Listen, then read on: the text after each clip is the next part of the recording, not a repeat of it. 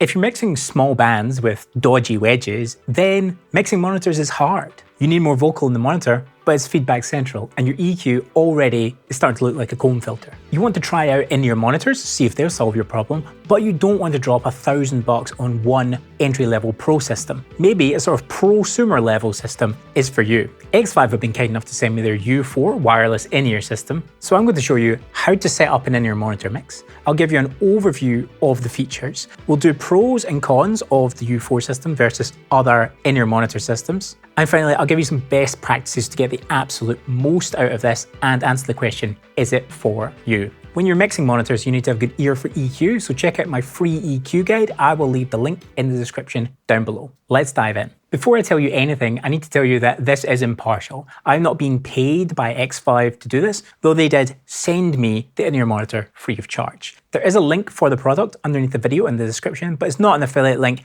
I don't get any kind of kickback or earning from that. So do with that info what you will. I've not been asked to write a good review or anything. Let's look at the setup.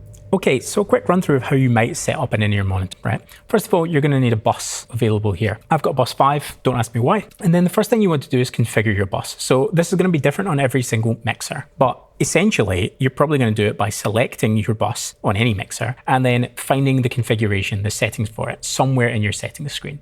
And then you want to make sure that the send to that bus is set to pre-fader for all channels going to that bus, right? Maybe you have to change that on the input channel itself, but look up the manual for your mixer and find out how to change your bus to pre-fader, because that's what we want for a monitor. We then want to make sure that we have connected our in-ear monitor transmitter to the correct output on the back of our mixer or on the stage box. So you head to your routing screen on whatever mixer that is. On this one, it's just called routing, and you page over to your XLR outputs and you'll make sure that bus 5 is coming out of output 5 or wherever we have connected this guy up. And then we need to make sure that that's all working hunky-dory, right? So we're going to make sure that this transmitter is turned on. We're going to make sure our receiver is turned on. We're going to make sure that they're both set to the same channel. Right now I'm using channel 2. And then we'll connect up headphones to our receiver. Get yourself an iPad, an iPhone, iPod, whatever you want to call it, and play yourself some music off. I'm listening to Mint Jams by Cassiopeia. Amazing Japanese fusion jazz band from the 80s. And then you're going to bring that in on whatever channels you want. You see I've got it coming in on these channels here on my meters.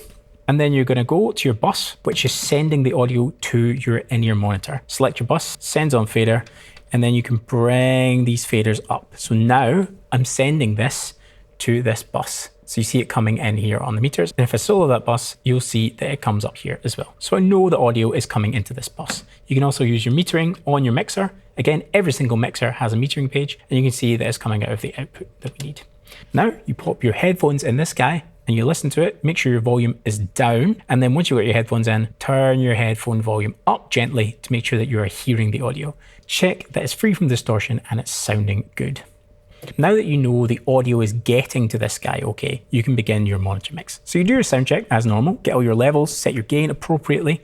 We can now take the music out of our monitor send. And then once we've gained up our channels, what I recommend you do is you pop some headphones on, connect those headphones to the mixer, solo the bus that you are going to send to your in-ear monitors, and then build a mix. Hit your sends on fader, get that bus that you've soloed, which is going to your in-ear monitor system, and then just build a mix as you would build a mix for front of house, but you have the headphones on. So now you just go through all your channels and you make sure that you're sending everything that you need to build a full mix in the in-ear monitors in these headphones. So now you hear what the performer is hearing because you're using the mixer, and they're on the stage hearing it through the transmitter.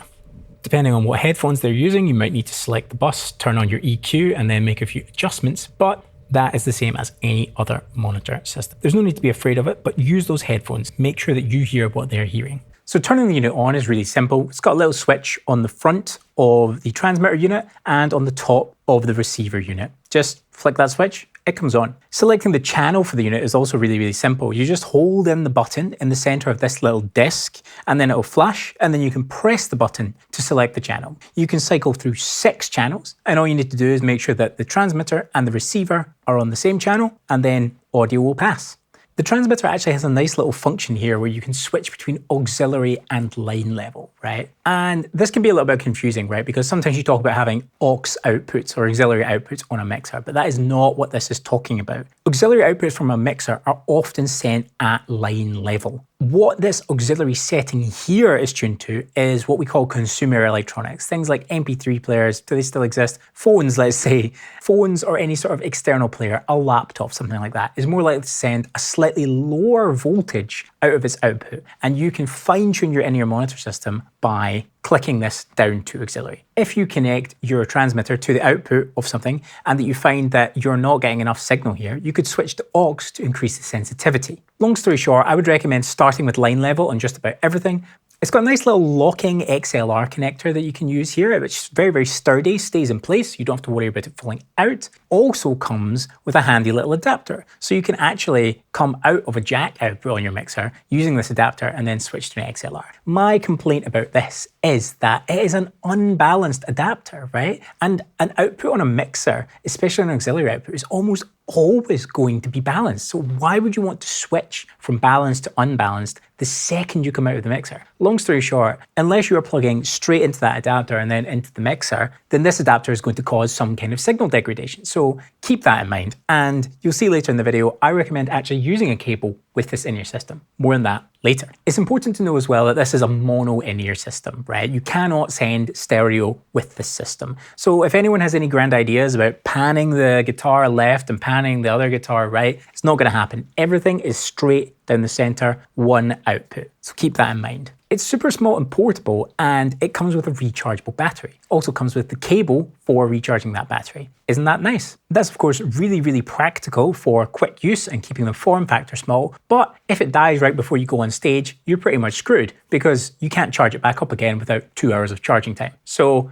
keep that in mind. You really want to make sure this thing is charged full before you even set foot on a stage. Generally speaking, it's really good build quality, right? Like it fastens into the mixer securely with the XLR connection. You don't feel like you're going to knock the on and off button when you've got it clipped to you. The clip itself is not flimsy at all. It's like metal construction. It actually feels like it might stay attached to you when you're playing. But it's not all love and roses. So let's look at pros and cons versus like a pro system. And then we'll talk about if this device is actually useful for you or for us as sound engineers. Should you get this? What else is available and how does it stack up against that? I think the real big one here that you need to consider is the tuning frequency. This unit works in the 2.4 gigahertz band, right? Now, if you don't know what that means, basically wireless transmits on frequencies, right? And professional wireless equipment such as microphones and in-ear monitor systems often work somewhere between 400 megahertz to 800 megahertz. Depending on where you are in the world and legality, this changes a lot. The 2.4 gigahertz band is a kind of open frequency band that's used for a lot of different stuff. It's used for Bluetooth on telephones, on laptops, it's used for wireless routers, it's used for quite a lot of stuff actually. And so therein lies the problem. You're competing with lots and lots of different consumer equipment to use that frequency. And if someone else happens to use the same frequency that you're on, yours is going to cut out. Both things are going to stop working. But using this U4, there is no way of knowing if you are on a conflicting frequency with something else. There's no way of scanning it. There's no way of getting an overview of the clean frequencies. I will say that there are 6 frequencies to choose from. If you use a frequency and it's a dud, you could switch to another one. The problem there is that if you have 6 units, you only have 6 frequencies and one goes out, again, you're screwed. I don't want to paint this as like a horror story though. I did give an artist it to use and they played in about a 600 capacity venue for about half an hour with no problems at all. So there was a lot of people there, a lot of phones, a lot of routers and stuff like that, wireless going around, and it did work fine. I think it's just important to know that there is not the flexibility or the diagnostic capabilities that pro-level monitors use. But you've just got to ask yourself, like, how big a deal is it if it goes down? Can you just switch to another channel? Can you just take them out and use the wedges? And does that work for you? The next pro-con situation here is portability and cost, right? And in that sense, the U4 wins because it's actually really, really small, really, really portable. You can put it in your pocket. It doesn't weigh much at all. And it also doesn't cost a fortune. It's like $200 or something. So if you want to dip your toe into in-ears just to hear how things sound if you perform with them and have the freedom to walk about the stage away from your monitor, it's probably a really good starting point. Pro-level equipment tends to weigh a ton. It also costs an enormous amount of money, and it also requires a certain level of expertise to use. Although I'm talking about the 2.4 gigahertz band being difficult to get frequencies in, if you're using the pro level stuff, you need to know how to coordinate wireless frequencies to make it work. If they stop working and you don't know how wireless works, you're in the same situation either way. Number 3 in the pros and cons is reliability. Let's talk first about battery life. It says on the packet that it's got 5 hours of battery life. We all know battery capacity reduces over time, and 5 hours should be enough. But the main problem here is that there is no possibility to save it if it goes empty. You can't, if it runs out of battery and you don't have an hour to charge it, you're screwed. You can't go on stage for an hour and play with your monitors. So we're seeing a bit of a theme here, right? You kind of want to have a backup plan at all times if you're using this U4 unit. And not just the U4, of course, any unit that is transmitting on 2.4 gigahertz with a chargeable battery suffers from these problems. Obviously, pro systems usually have battery packs that you can take in and out, and they're incredibly reliable. So like, when should you use it and when should you not use it? It's all situational, and it's all down to your level of comfort with risk. You're obviously not thinking about taking this little unit on your festival tour of the continental US, right? It's just not aimed at that kind of person. If you are regularly gigging with a band, or you're the engineer for a band that's playing weddings or pub gigs and things like that, and it's kind of like rock and roll, set up and go, then this could really make your mixes a lot nicer, you know? This could reduce stage volume and make the band happy.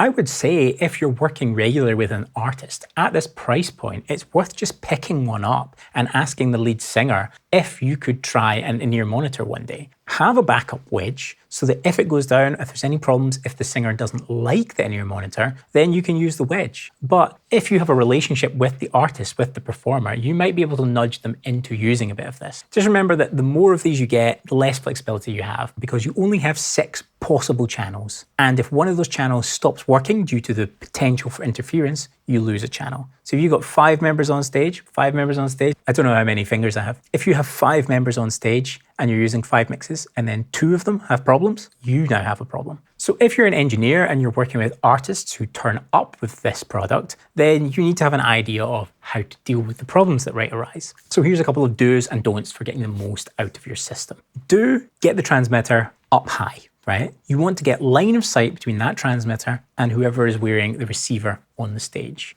Don't plug it into the back of your mixer at the back of the room at sort of chest height and let the whole audience stand between your transmitter and your receiver. Try and connect it to the stage box on the stage and get a bit of height on it. But if you must connect it to your mixer at the back of the room, tape it to a microphone stand or something and try and get it 2 meters in the air, like, what's 2 meters, like 7 feet, and get line of sight to the audience. If you set it up and you get audio dropouts or no sound at all, change the channel that you're transmitting on. You've got 6 channels, one of them is probably going to be free. But remember, if you're using them all, you're going to need to sacrifice one if it stops working. But tell me, have you used it and what do you think of it? Does it work well for you? Have you ever had any problems? I'd love to hear from you. Leave a comment down below. I'll leave some videos up here about setting up buses to be pre and post fader and about mixing monitors in general. If this was useful for you, please like the video and subscribe to the channel. It means a lot to me and it tells me to keep making videos like this. Bye for now, and I'll see you in the next one. Goodbye.